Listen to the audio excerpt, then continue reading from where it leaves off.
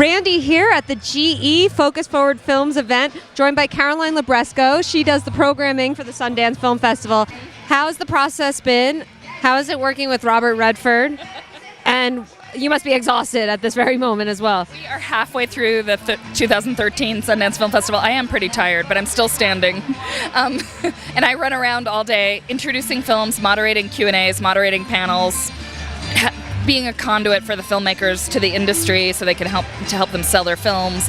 It's very, as you can tell, it's almost like a three-ring circus, but the magic of what happens at Sundance is in those theaters when the audiences receive the films. It's such an incredible thing. It's such an incredible thing. So the process of how we program is, it's a complex process, as you can imagine, for feature-length films, around 4,000 entries with only 120 selected for the film festival. You can imagine that that's a very layered, complex, collective process for us, and every film that gets into the festival has come out of that long debate process from our team, and it really has to kind of weather the process of argument and conversation about it. So. You read so many stories about these screenwriters who have this idea, they have a great script. What advice do you have for them? I think one thing, because there are so many people making work at this point. There's so much output. I mean, when I started 11 years ago, I think we had certainly half as many entries. I mean, it's really in documentary specifically. There were half as many submissions to our festival as there are now. So there's a lot of competition for eyes out there, and so I think that what I would say is be very rigorous in the process. Whether you're making a scripted piece, be rigorous in developing that script. Get a great producer who you trust, who understands the work that you're trying to do, the idea that you're trying to work with, and make sure that you really work with the script before shooting. Make sure there's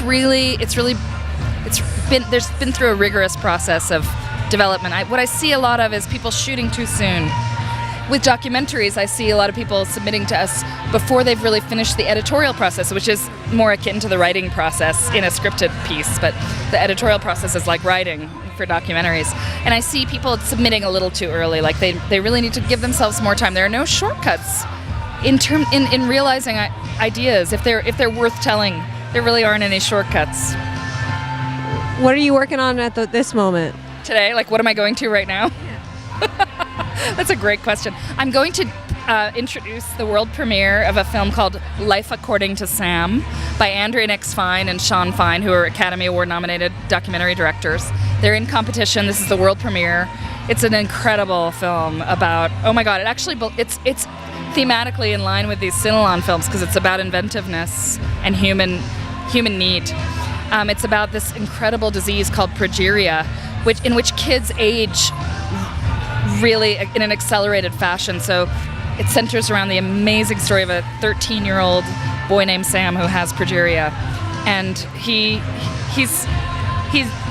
appears to be maybe in his 70s or 80s. It's a really interesting film, and his mother is a doctor, and she begins to devote her life to the cure for progeria, and she in the course of the film, finds the gene for progeria. We interviewed Andrea and Sean, so you're going to have to check it out on genConnect to see what they have to say about making the film. For more videos from today and from the Sundance Film Festival, you could check out genConnect. Also, definitely check out the Sundance Film Festival website. It's incredible, the talent that is out there and the films that you guys are putting out there. Thank you so much for having us. Thank you so much.